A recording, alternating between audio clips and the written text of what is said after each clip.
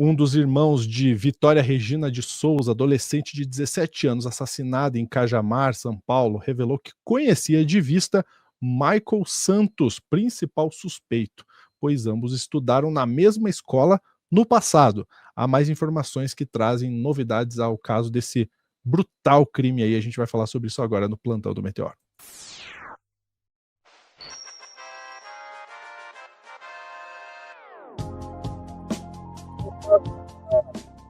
O Brasil inteiro, todo mundo quer saber o porquê aconteceu. Eu vou trazer a Daiane Oliveira aqui na tela. Dai, seja muito bem-vinda. A gente não gosta de falar de casos tão pesados assim, mas a gente tem que trazer informação e estamos esperando, inclusive, finalmente que esse crime seja resolvido, né? Pois é, acho que ninguém, quando aconteceu esse caso, né, na verdade, quando se começou a buscar uma pessoa desaparecida, uma adolescente desaparecida, a ideia é que todo mundo encontrasse a Vitória com vida e, posteriormente ao crime já ser encontrado o corpo da Vitória, acho que ninguém, Lúcio, imaginou a profundidade, a violência que aconteceu com essa jovem. Então, é algo escabroso que deixou o Brasil em alerta. Também muito curioso, tem alguns pontos aí que eu questiono também na mídia, também pela forma que a polícia vem conduzindo, mas cada informação nova a gente chama a atenção justamente pela brutalidade, e não tem como ignorar que todos os indícios apontam aí para um possível feminicídio, uma violência cometida apenas pelo fato da Vitória ser uma mulher, né, ser uma adolescente ali, e talvez ter uma certa relação com esses acusados. E aí você vai me perguntar, e que relação é essa que a polícia aponta? Porque, assim, a gente ainda está percebendo que a polícia tenta traçar uma linha de investigação que coloca a vítima ali, de alguma forma, em uma linha de conhecimento com os acusados. E, aparentemente, essa relação é uma relação de família muito pequena, muito mínima, sabe, Lúcio? Um dos irmãos da Vitória informou que estudou na mesma escola que o Michael, essa é a informação mais recente. Um outro irmão informou que as famílias eram conhecidas ali por serem vizinhos, né? Não à toa, o Michael, inclusive, foi a pessoa que emprestou, que levou a família até o velório, né, o enterro. Então, a relação é aquela relação de uma amistosidade entre as famílias, mas não era uma relação profunda, ou seja, até a mesma forma que a polícia utiliza esse termo, relação, para falar sobre o caso, vamos saber qual é a relação da vítima com o autor, ou com o possível autor, com o suspeito, é uma linha de investigação que às vezes passa para a gente um pouco de misoginia, né? Um pensamento de, vamos entender a motivação do crime partindo pelo ponto de relação aí que tenha dessa jovem com alguma pessoa, o que é ainda assim muito absurdo, sabe? Vou te pedir, por favor, Lúcio, para trazer a matéria da revista Fórum, que traz, né, aponta que o irmão da vítima, que o irmão de Vitória, ele falou ali sobre esse termo, mais uma vez ele volta, né, essa relação ali que a família tem com um dos possíveis, né, dos acusados, e que mais aparece ali nas investigações, que é o tal do Michael, e justamente a declaração do irmão, ele aponta, né, queremos saber qual motivo causou essa brutalidade com ela e que a justiça seja feita. Acho que esse é o principal ponto, né, todo mundo quer saber. E aí o Michael, ele é a única pessoa nesse momento que está presa pela acusação do crime contra a Vitória, porque inicialmente houve uma contradição grande nas investigações, né, na declaração dele para com a esposa. Ele disse que estava em casa com a esposa disse que não estava em casa, estava na casa dos pais, e vizinhos depois, inclusive, declararam que ouviram gritos vindo da casa do Michael. Então, ele acabou sendo aí o principal suspeito. E aí, na declaração do irmão da Vitória, que é o Everton, ele informou que ele conhecia o Michael mais ou menos ali de vista, porque eles estudaram na mesma escola no ano passado, depois nunca mais. A gente já estudou na mesma escola. Então, é essa única relação, bem entre aspas, desse Michael com os irmãos da Vitória, com a família da Vitória como um todo, né? E os pais de Michael, as pessoas próximas a ele, também eram pessoas ali conhecidas, aquele tipo de visão que você dá oi, tchau, não é aquela relação assim de estar dentro de casa. né, de conviver diretamente. Então, essa informação que chegou, os irmãos de Vitória, lógico, pedem que haja justiça, que a justiça seja feita, mas diante de tantas informações, inclusive desencontradas, é muito, muito assustador o que vem sendo destacado, né, acontecendo. Essa aspas é bem interessante, Lúcio, por favor. Ela não, entre aspas, a declaração do irmão é que ela não relatava nada de perseguição ou alguém atrás dela. Ela estava super feliz com o emprego novo, estava adorando e tinha o sonho de fazer necrópsia. Era o maior sonho, mexer com o corpo. O que o irmão dela relata. Então, tentaram, inclusive, fazer várias linhas, assim, será que a Vitória, ela se sentia ameaçada de alguma forma, ela recebeu alguma ameaça, nada disso foi relatado pela família. E aí eu vou te pedir, Lúcio, para colocar um vídeo da CNN, sabe o que a polícia agora está fazendo? Está rastreando, as investigações agora se voltaram para os 3 principais suspeitos, o Gustavo, que é um ex-namorado da Vitória, o Daniel, que é uma pessoa apontada como tendo um possível relacionamento com o ex-namorado da Vitória, o Gustavo, e esse Michael, que é essa pessoa ali próxima da família.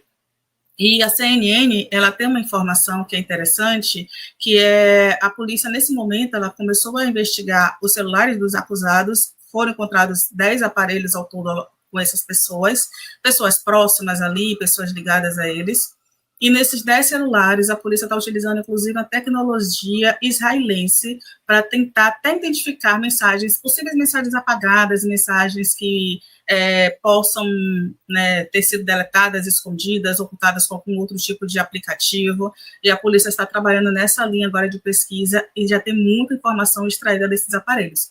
Vou te pedir para trazer essa informação, por favor, Lúcia. 2 minutos, estamos de volta no Novo Dia, como prometido, com as novidades sobre as investigações relacionadas ao caso Vitória.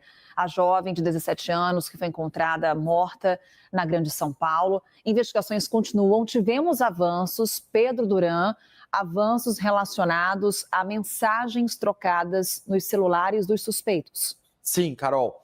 E para isso, eles conseguiram usar um software que é utilizado, por exemplo, pela ABIN, Agência Brasileira de Inteligência, ou pela Polícia Federal, que é o Cellebrite. O Cellebrite é um software que tem uma capacidade de recuperar dados apagados dos telefones, localizações. Você sabe onde ele foi usado? E muito bem usado, inclusive, em Brumadinho, quando você teve o desmoronamento, o desabamento da mina ali da Vale, e as pessoas ficaram soterradas. Pelo Cellebrite, você conseguiu acessar os dados dos celulares para poder localizar essas pessoas, né? Junto com o governo israelense e tudo mais. Então, é um software muito moderno que muitas polícias pelo mundo têm usado. Então, se eu converso com você pelo WhatsApp, eu apago essa conversa, ela vai sumir do celular. Eu não consigo recuperar essa conversa, nem você, mas o Cellebrite permite essa recuperação. Para explicar um pouco melhor isso, Carol, a gente preparou uma arte que traz aqui um panorama de quais são as possibilidades e, de fato, nesse caso, como que esse software foi usado, né? Então, a gente está falando de 10 aparelhos. Esses 10 aparelhos pertencem aos 3 principais suspeitos, esses 3 contra os quais a polícia pediu prisão. Teve apenas uma concedida, mas são 3 dos principais suspeitos e testemunhas. Uma das coisas que a polícia quer tentar localizar são conversas entre os suspeitos, antes e depois do crime, para entender se eles combinaram algo pelo telefone e se depois do crime falaram sobre a repercussão, por exemplo, desse caso que acabou parando a cidade de Cajamar. O uso do software Cellebrite foi a escolha da Polícia Civil e da Polícia Técnica para recuperar os dados, até por isso demorou um pouco para que eles pudessem receber, são mais de 10 gigabytes de dados por aparelho. Então, você imagina... É muita informação. É muita informação, muito material para a polícia analisar. E aqui as ações do Cellebrite, né? Recuperar conversas apagadas, recuperar fotos e vídeos que foram feitos pelo celular. Você vai se lembrar que no vídeo de um dos suspeitos, no celular de um dos suspeitos, há vídeos do trajeto que a Vitória fazia do ponto de ônibus em que descia em Cajamar até a casa dela. Então, isso também foi utilizado. Acessar o histórico de internet, isso é muito comum para que eles possam buscar, por exemplo, se os suspeitos procuraram em lojas virtuais algum tipo de arma, equipamento, aparelho usado para cometer o crime, como cordas, como fita. Isso geralmente é feito por bandidos que não querem comprar isso em lojas próximas para não ficarem marcados como o sujeito que comprou a arma ou a fita, etc. e tal. Então, é uma das coisas que o Cellebrite ajuda. E acessar o histórico de redes sociais. Esse daqui talvez seja um dos pontos mais importantes. Com quem as pessoas tiveram contato. Com quem as pessoas tiveram contato e mais, se acessaram as redes sociais da vítima. Porque a Vitória tinha uma vida ativa nas redes sociais. E saber quem acessou as redes dela antes e logo depois do crime, até para entender aonde ela estava, se ela tinha postado alguma coisa sobre o trajeto dela, pode ser um indício de que essa pessoa tem algo contra ela. Então, tudo isso está sendo analisado pela polícia. Vou te pedir só para segurar um pouquinho, porque isso é um ponto bem interessante, que a Vitória utilizou sim as redes sociais durante o trajeto, tem informações, ela mandou um áudio, para uma amiga. Esse áudio, inclusive, é muito doloroso, porque ela disse que estava com medo, né, quando 2 homens passam mexendo com ela no carro, e ela fala, eu vou chorar, sabe, uma fala muito de adolescente, eu vou chorar, sabe, depois ela consegue conversar com a amiga, quando ela já chega em Cajamar, dizendo que está bem, né, já chegou no local de ônibus, no destino do ônibus, né, então desceu do ônibus, ela avisa para a amiga esse regresso, mas no percurso que ela anda, inclusive, percurso de mata, tem vários pontos de sinal cego, né, que é o chamado ponto cego de sinal celular. Então, essa informação, né, do trajeto, informações precisas com esse equipamento, pode ajudar bastante a polícia a fazer essa ligação entre a Vitória, e aí sim seria, de fato, se esses acusados, eles acessaram as redes, se eles conheciam o trajeto da Vitória, como a gente já falou, tem um ex-namorado, um ex-ficante, ou uma pessoa que teve algum relacionamento com ela, entre os acusados, então é possível que essa pessoa, né, tivesse também acesso a essas redes, e por aí vai uma linha de investigação que possivelmente vai ligar, né, alguém ao crime que aconteceu. Ainda assim, é tudo muito preliminar, a polícia segue investigando, e o que a gente espera, de fato, é que haja justiça, que hajam provas suficientes, que isso não seja mais aqueles casos midiáticos que se pega muita informação e que depois o suspeito nunca é condenado, e que essa menina, que a família consiga ter paz, assim como, né, essa menina, inclusive, Lúcio, eu vi um youtuber gravou sobre o caso Vitória, ele foi no cemitério, ele refez o trajeto, ele foi na mata em que a menina estava, o corpo da menina sequer esfriou no caixão, e a pessoa refazendo os passos, os trajetos, trazendo suposições, inclusive pessoas dizendo que eram médiuns religiosos, falando sobre, que conversaram com o espírito da Vitória. Gente, a gente imagina o quanto isso é doloroso para a família e certamente vai continuar com esse processo de espetacularização, de desumanidade, enquanto não tiver um fechamento para esse processo aí pela justiça, né, pela polícia. Então, muita força para a família e que a justiça, que primeiro a polícia consiga identificar quem de fato cometeu o crime ou quais pessoas cometeram o crime, apontado como mais de uma, e que tenha logo uma resolução sobre isso. É isso, Lúcio. Triste demais, né, Day? Todo caso é muito triste. Cara, ser mulher nesse mundo deve ser muito difícil, né? Eu não falo porque eu não sou, mas deve ser muito difícil. Deve ser muito difícil. Você não pode caminhar. Você não pode caminhar sozinha. Não pode. Simplesmente. Você vira um alvo.